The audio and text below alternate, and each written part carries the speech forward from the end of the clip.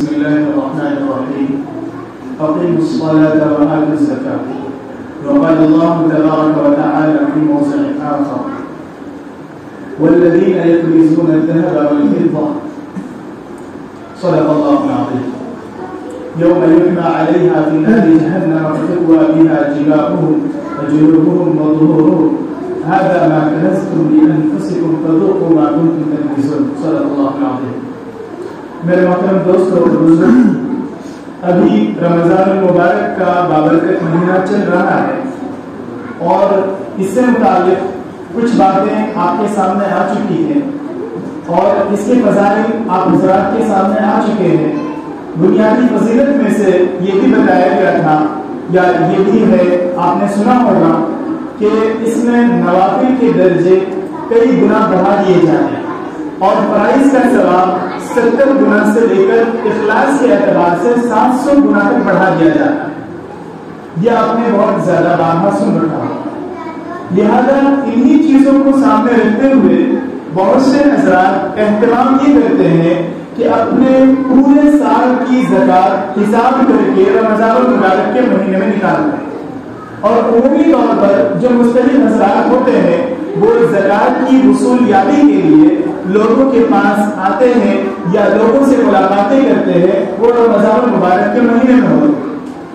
تو عام طور پر چونکہ لوگوں کا حساب اسی طرح ہوتا ہے کہ وہ اپنے پورے سال کی زکات رمضان المبارک کے مہینے میں ادا کرتے ہیں، لہذا اسی مناسبت سے کچھ باتیں رکھنی.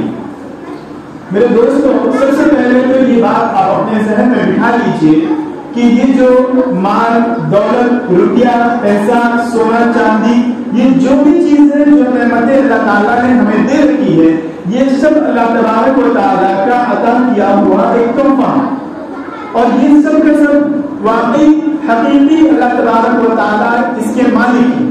ہم اس کے مالک نہیں. یہ دنیا دار الاسباب ہے. اسباب کا مطلب آتا ہے یہاں پر انسان اپنی ضرورتیں پوری کرنے کے لیے، وقت گزارنے کے لیے جو چیزیں اس کی ضرورت کی ہو اسے لیتا ہے اور اس طرح وقت کٹتا جاتا، وقت گزرتا جاتا. جو ضرورت کی چیزیں ہیں وہ استعمال میں آتی ہے اور جو ضرورت سے بچی ہوئی چیزیں ہیں وہ ان کی آل اولاد اور نسلوں تک چلی جاتی ہے. چاہے وہ دینا چاہے یا نہ دینا چاہے، وہ اپنے آپ ان کے نسلوں تک منتقل ہو جاتی ہے اور اس طرح یہ آدمی یہاں سے اس دنیا سے چلا جاتا ہے. تو ایک مختصر سی عمر لے کر ہم اس دنیا میں آئے ہیں اور ہماری ضرورت کے جو سامان ہیں جو ہمارے لیے سہولت فراہم کرتے ہیں، جس کی ہمیں ضرورت پیش آتی آ سکتی ہے، وہ تمام چیزیں اللہ تعالیٰ نے اس دنیا میں ہم پر احسان فرما کر ہمیں مہیا کرا. لیکن اس کا پورا ایک جو ہے سسٹم اور اس کا پورا نظام ایسا بنایا کہ ایک انسان دوسرے انسان کے کام آتا ہے. ایک انسان کو دوسرے انسان سے ضرورت پڑتی ہے. جیسے کہ آپ دیکھ لیں کہ اگر کوئی روٹی بنانا ہے تو روٹی کے لیے سب سے پہلے جو ہے جو کسان ہوتا ہے وہ زمین کو ہموار کرتا ہے، اس میں بیج ڈالتا ہے اور اس کے بعد پھر غلہ اگتا ہے، پھر وہ جو ہے دوسری جگہ جاتا ہے، پسایا جاتا ہے، پھر اس کے بعد اسے کوئی جو ہے پانی ڈال کر گوندا جاتا ہے، پھر آٹا بنتا ہے، پھر اسے توا پر رکھ کر پکایا جاتا ہے. اس طرح ہر چیز میں کئی مرحلے سے گزر کر ہمارے پاس وہ چیزیں آتی ہیں. یہ کپڑا ہے جو ہم پہنے ہوئے ہیں، یہ ٹوپی ہے جو ہم پہنے ہوئے ہیں، یہ تمام چیزیں کئی مرحلے سے گزر کر ہمارے پاس آتی ہے. یہ اللہ تبارک و تعالیٰ نے ایک ایسا نظام بنایا ہے کہ ایک انسان کی ضرورت دوسرے انسان سے وابستہ ہے اور ہر انسان کا کام الگ الگ ہوتا ہے. اگر لہٰذا یہی بات ہے کہ اگر ایک ہی انسان کو پورے طور پر اختیار دے دیا جائے تو وہ خدائی کا دعویٰ کر بیٹھے گا، وہ خدائی کا دعویٰ کر بیٹھے گا. اس وجہ سے اللہ تعالیٰ نے دنیا کو دار الاسباب بنایا ہے.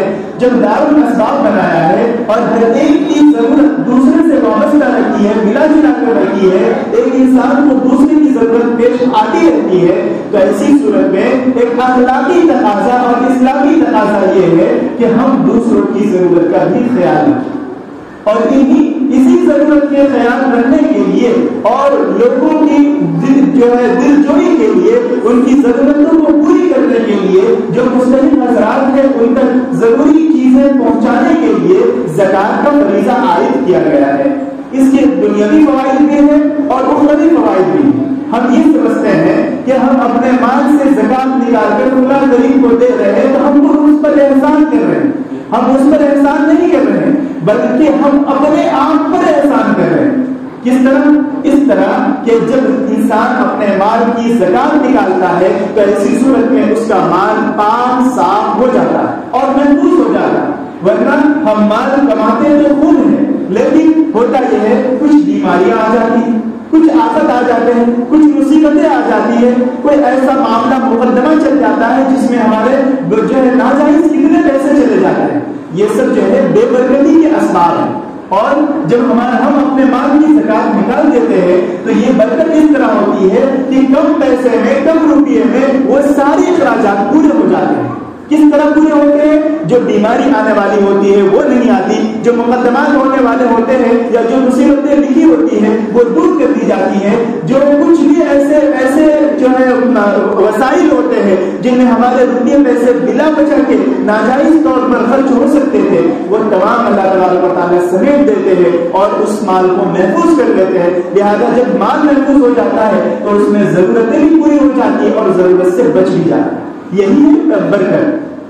برکت یہ نہیں کہ ڈبل ٹبل ہو جائے, برکت یہ ہے کہ اس کے اندر جو ہے اس کی ضرورتیں پوری ہو جاتی ہے اور وہ مال محفوظ ہو جاتا ہے.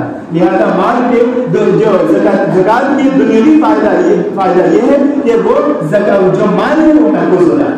اور ہم موجودہ حالات میں ہم دیکھیں کہ گورنمنٹ نے GST جو یہ کیا ہے, عائد کیا ہے, تقریباً 15% ہے یا کہیں اس سے زیادہ بھی ہے.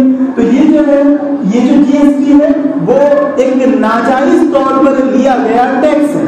لیکن یہاں پر جو ہمارے پاس میں جو شریعت کی طرف سے عائد کیا گیا ہے زکات, وہ صرف اور صرف 2.5% ہے. لیکن افسوس کی بات یہ ہے کہ ہم اس 2.5% کو بھی ادا کرنے سے پیچھے ہیں. حالانکہ یہ اللہ تبارک و تعالیٰ نے قرآن کریم میں فرمایا یمحق اللہ الربا ویربی الصدقات کہ اللہ تبارک و تعالیٰ سود کو مٹاتے ہیں اور جو ہے صدقات ہے اس سے مال میں اضافہ فرماتے ہیں, بڑھاتے ہیں. لہذا جب ان تمام چیزوں کا جائزہ لیں گے تو یہ بات کھل کر سامنے آئے گی کہ زکات ادا کرنے سے انسان کا مال محفوظ ہو جاتا ہے. یہ اللہ تعالیٰ کا ہم پر احسان ہے کہ اللہ نے ہمیں مال دیا اور ہم دوسرے کے کام آ گئے. اس طرح سوچنا چاہیے کہ ہم دوسرے کی مصیبت میں کام آ گئے, دوسرے کو ہماری جو ہے ہمارے پاس جو پیسے پڑے ہوئے تھے اس سے فائدہ ہو گیا, اس کی ضرورتیں پوری ہو گئی, اس سے ہمیں خوشی ہونی چاہیے. یہ ہمیں ہونا چاہیے اور اللہ کا احسان ماننا چاہیے کہ یا اللہ آپ اس کی ضرورت ڈائریکٹ پوری کر سکتے ہیں. ڈائریکٹ آپ اسے مالدار بنا دیتے تبھی ضرورت پوری ہو جاتی, لیکن ہمیں یہ ثواب کا موقع نہیں ملتا.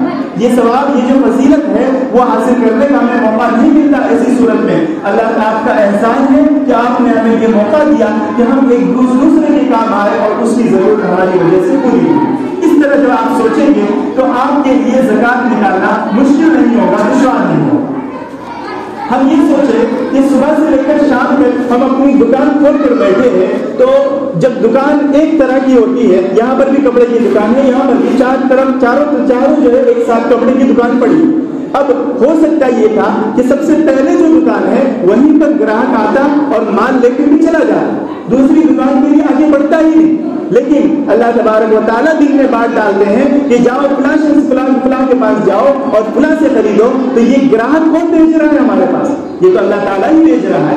دراصل ظاہری طور پر بھی روزی اللہ تعالیٰ دے رہا ہے اور باطنی طور پر بھی اللہ تعالیٰ دے رہا ہے. ورنہ ہم محنت کر لیں اور مجاہدہ کر لیں, مشقت کر لیں اور بیج لگا لیں یا دکان کھول کر بیٹھ جائے, صبح سے لے کر شام تک پورا مہینہ گراہک نہ آئے, کوئی لینے اور خریدنے والا نہ آئے, تو ایسی صورت میں ہمارے پاس کیا ہے؟ کچھ بھی نہیں آئے گا. لیکن چونکہ اللہ تعالیٰ نے وعدہ کر رکھا ہے کہ اس روئے زمین پر جتنے بھی لوگ ہیں, جتنے بھی زندہ رہنے والی مخلوق ہے, ان تمام کی روزی کا ذمہ اللہ تعالیٰ نے دیا ہے. لہذا وہ کسی نہ کسی اسباب سے, کسی نہ کسی ذریعے سے وہ اللہ تعالیٰ اس کی روزی اس تک پہنچا دے. حدیث پاک میں یہ بھی آتا ہے کہ انسان کو اس کی روزی, اس کا رزق ایسے تلاش کرتا ہے جیسے اس کی موت اسے تلاش کرتا ہے. جب تک اس کا ایک دانہ بھی باقی رہے گا اس وقت تک اسے موت نہیں آئے گی, اس تک وہ دانہ پہنچ جائے گا, اس کے بعد ہی اسے موت آئے گی. لیکن اسباب اختیار کرنے کا اللہ تبارک و تعالیٰ نے حکم دیا ہے, اسی لیے بندے الگ الگ طور پر اپنے طور پر اسباب اختیار کرتے ہیں. لیکن یہی اسباب شرعی حدود کے دائرے میں رہ کر استعمال کرنے سے جو مال آتا ہے وہ صحیح اور پیور آتا ہے. اور جب ناجائز حدود میں کروڑ پتی بننے کا خواب دیکھ کر ناجائز حدود کو پھلانتے ہیں, جائز کی باؤنڈری کو پار کرتے ہیں, تو ایسی صورت میں مال تو بہت سارا آ جاتا ہے لیکن بے برکتی آتی ہے اور مختلف قسم کے مسائل اور مشکلات آ کر کے اسے پورا ختم کرتے ہیں. اب کسی کے دماغ میں یہ نہ آئے کہ ہم تو زکوٰۃ ادا کرتے ہیں لیکن پھر بھی ہم پر مصیبتیں آتی ہیں, وہ الگ بات ہے. اللہ یہ کہ یہ ہر ایک کی سبب ہر ایک کی وجہ ایک ہی نہیں ہوتی. اللہ تعالیٰ کسی کسی کے درجات بڑھانے کے لیے بھی مصیبت بھیجتے ہیں. یہ چاہتے ہیں کہ بندہ میرا فلاں بندہ اس مقام تک اپنے اعمال کی بدولت نہیں پہنچ سکتا تو میں اس پر کچھ تکلیفیں ڈال دیتا ہوں, کچھ مشقت ڈال دیتا ہوں تاکہ میرا محبوب بندہ اس مقام تک پہنچ جائے. لہذا وہ اس کے لیے درجات کی بلندی کا اور گناہوں کی معافی کا سبب بنتے ہیں.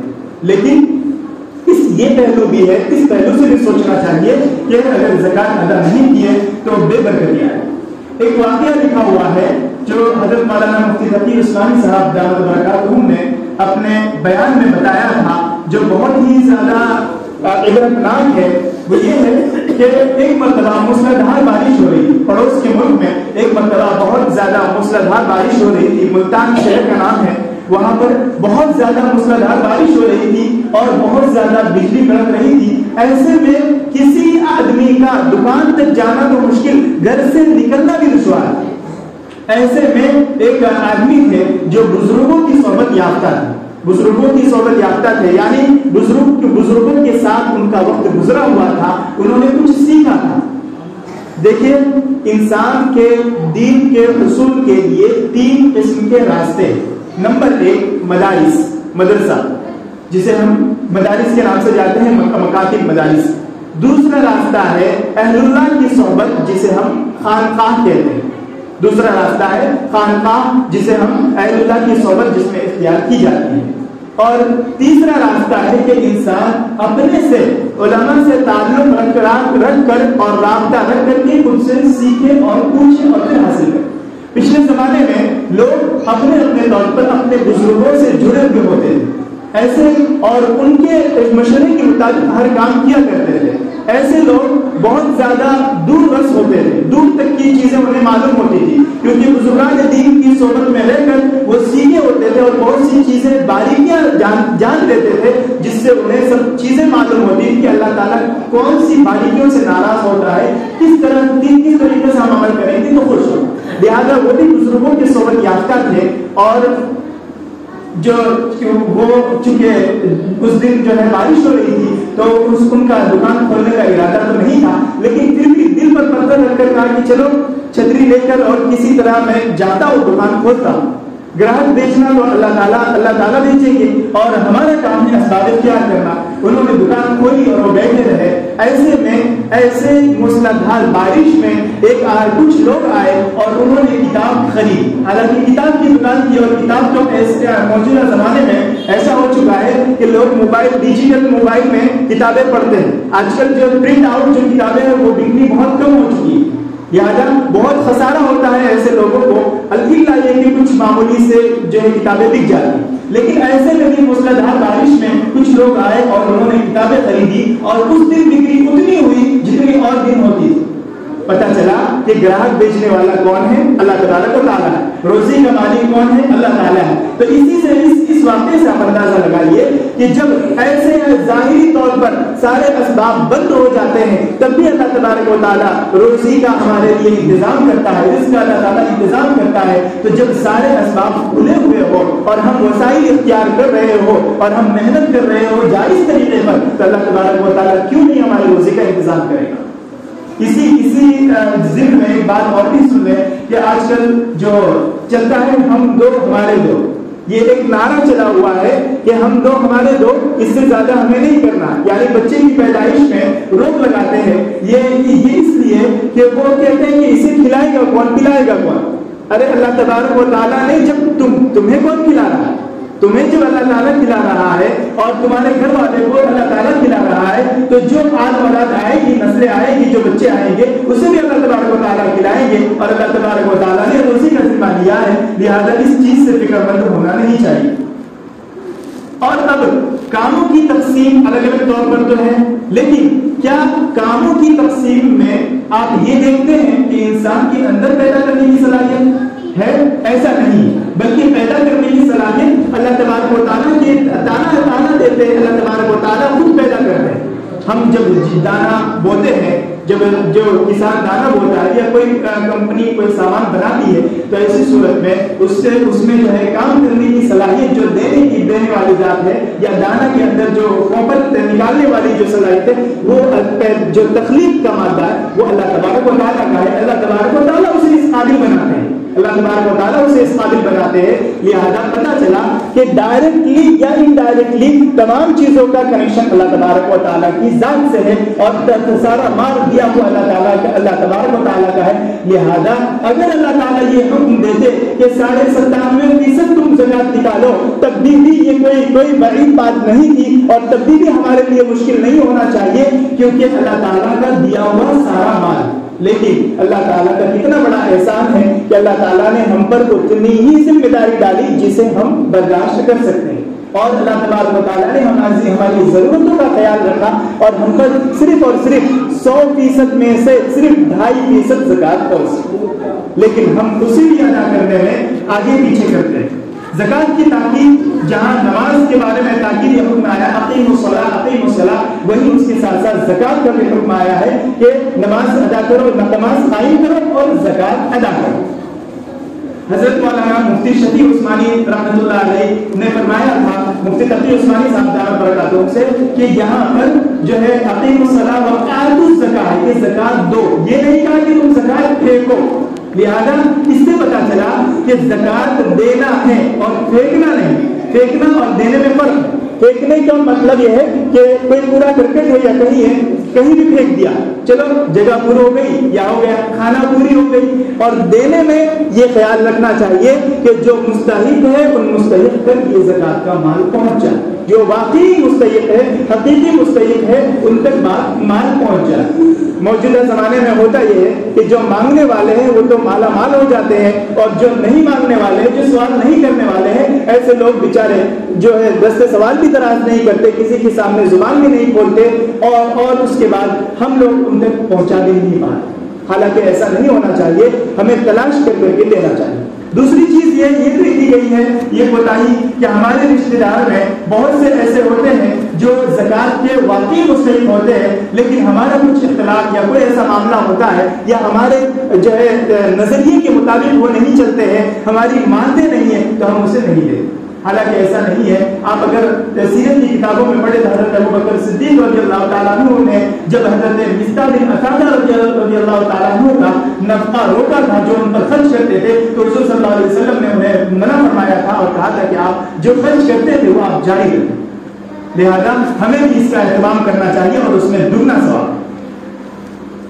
ابھی جو شروع میں نے آپ کے سامنے آیت تلاوت کی ہے، اس آیت کا خلاصہ یہ ہے کہ جو لوگ زکات ادا نہیں کرتے ہیں، قیامت کے دن یہ جو ہے والذین یکنزون الذهب والفضة، یہ والی آیت ہے، یوم یحمى علیہا فی نار جہنم فتکوی بها جباہهم وجنوبهم وظہورهم، کہ جو لوگ اپنے زکات، اپنے زیوروں کی یا اپنے روپیہ پیسہ سونا چاندی کی زکات ادا نہیں کرتے ہیں، وہ سب کو قیامت کے دن جو ہے آگ پر تپایا جائے گا، آگ پر تپایا جائے گا، اور اس میں جو ہے آگ پر تپانے کے بعد فتکوی بها جباہهم، ان کی پیشانی پر ان کو لگایا جائے گا۔ جب آگ پر کوئی لوہا اگر لگا دے اور اس کے بعد آپ یہاں پر لگا کر دیکھیں کیسا محسوس ہوتا ہے، پورا جل کر کے، اور پورا ایک دم جل کر کے پورا دماغ ہل جائے گا۔ تو اس طریقے سے وہ آگ جہنم کی آگ پر تپایا جائے گا، جو کہ دنیا کی آگ سے کہیں بڑھ کر، لہذا اس کو تپایا جائے گا۔ فتکوی بها جباہهم وجنوبهم، ان کی پیشانی پر اور پہلو پر، وظہورهم اور پیٹھ پر، یہ تین اعضاء بتائے گئے، ان تینوں اعضاء پر اسے لگایا جائے گا، اور اس کو جو ہے اس کے ذریعے سے اسے سینکا جائے گا، اس کے ذریعے جلایا جائے گا۔ یعنی گویا بہت سخت عذاب ہے، یہ جو قرآن کریم کی آیت میں وعید بیان کی گئی ہے بہت سخت ہے۔ اور جو دوسری طرف زکات ادا کرنے والوں کے بارے میں فرمایا کہ حضرت جبرائیل علیہ السلام اس ایسے شخص کے لیے دعا کرتے ہیں کہ یا اللہ یہ دینے والا ہے، اسے اور عطا کر، اور جو لوگ نہیں دیتے ہیں، جو یا اللہ یہ دینے والا اسے اور عطا کر، اور جو لوگ نہیں دیتے ہیں ان کے لیے پھر دعائیہ کلمات بھی نکلتے ہیں۔ لہذا ہمیں ان تمام چیزوں کو سامنے رکھتے ہوئے اپنے مال کا حساب کر کے زکات ادا کرنی چاہیے. ہمارے درمیان جو ہے کچھ جو دیندار طبقے کے لوگ ہیں وہ زکات تو ادا کرتے ہیں، لیکن ایک کام یہ کرتے ہیں کہ اندازے سے نکال دیتے ہیں. اندازے سے نہیں نکالنا ہے بلکہ حساب کر کے نکالنا ہے. اگر 1 روپیہ بھی ہمارے مال میں زکات کا باقی رہ گیا یعنی 2.5% مکمل نہیں ہوا تو ایسی صورت میں بے برکتی واقعی رہے گی، باقی رہے گی، ختم نہیں ہوگی. ہاں اگر زیادہ ہو گیا تو انشاءاللہ مواخذہ نہیں ہوگا بلکہ اجر ملے گا. لہذا اس وجہ سے ہمیں پورا حساب کر کے زکات ادا کرنی چاہیے. علماء نے لکھا اس سلسلے میں کہ روپیہ، پیسہ، سونا، چاندی یہ ایک جنس ہے. اسی طریقے سے جانور ایک الگ جنس ہے اور جانوروں میں بھی پھر الگ الگ تفصیلات آتی ہیں. زمین ایک الگ جنس ہے. اور تو یہ روپیہ، پیسہ، سونا، چاندی میں ایک نصاب مقرر کیا ہے کہ 52.5 تولہ چاندی اور جو سونا ہے اس میں 7.5 تولہ سونا، یہ اتنا نصاب مقرر کیا. موجودہ زمانے کے حساب سے تقریباً پچھلے سالوں میں جوڑا تھا تو 45 سے 48 ہزار تک کی مالیت کے وقت 52.5 تولہ چاندی کی قیمت بیٹھتی تھی اس وقت. ابھی پتہ نہیں اس میں اتار چڑھاؤ جو علاقے کے حساب سے ہوتا رہتا ہے.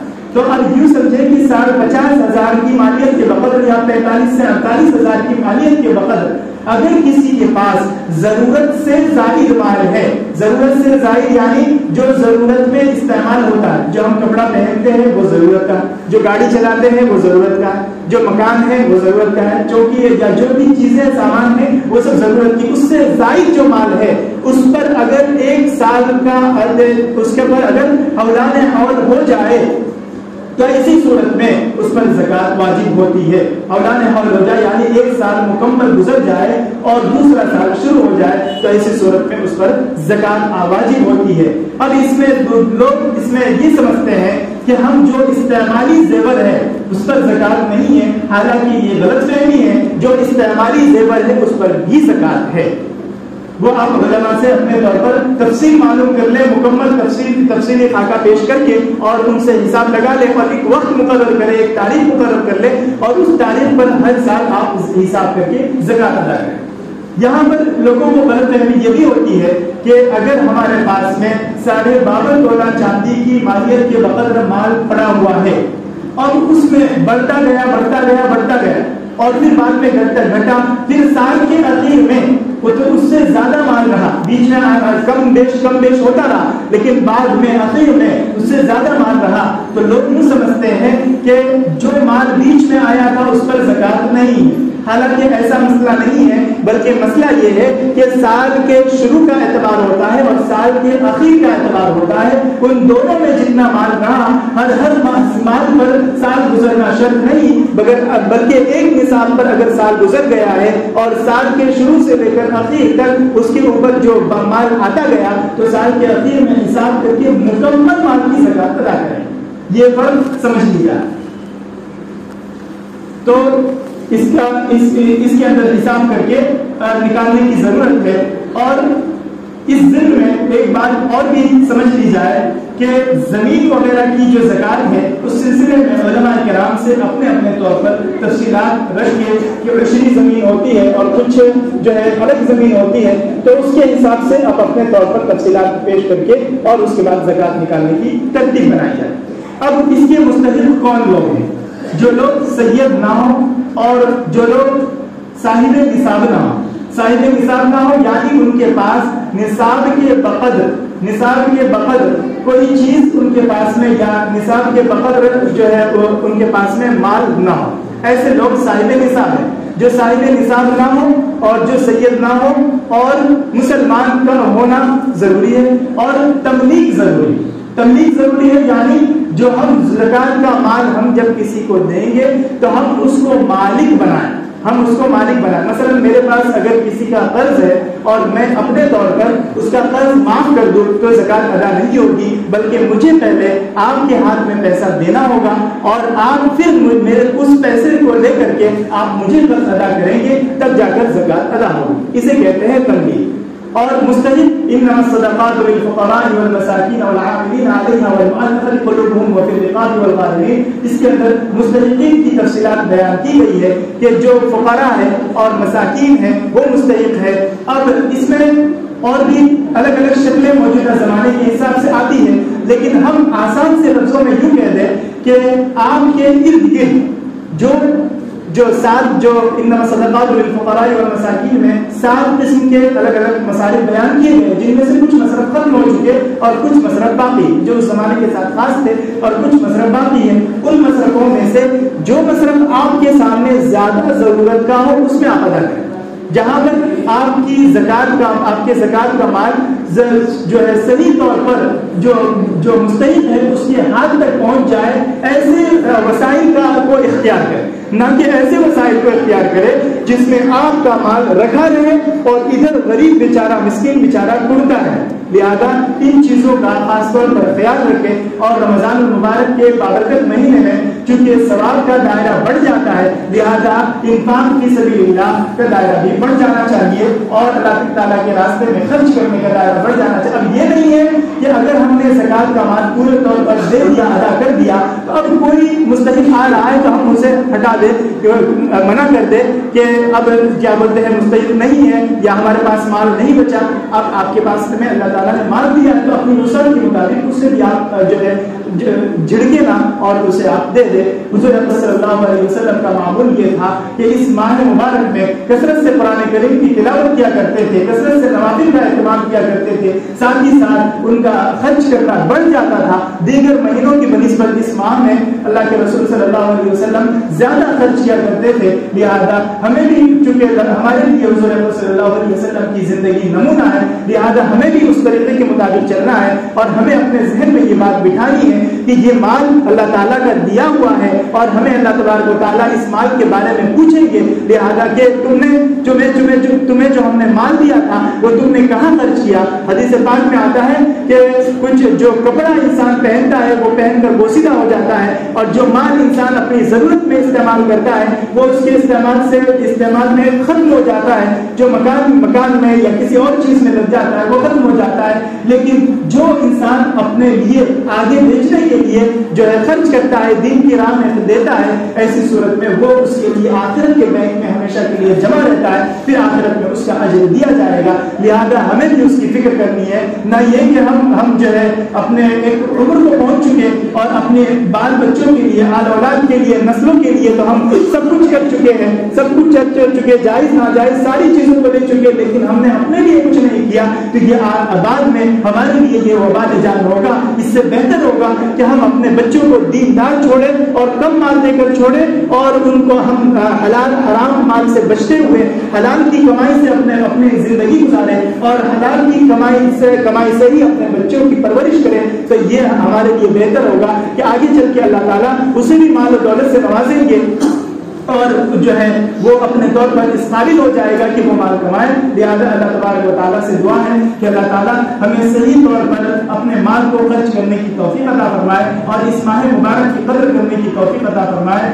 اور ہمیں اس ماہ مبارک کی ناقدری سے ہم سب کی حفاظت فرمائے۔ آمین وآخر دعوانا الحمدللہ رب العالمین۔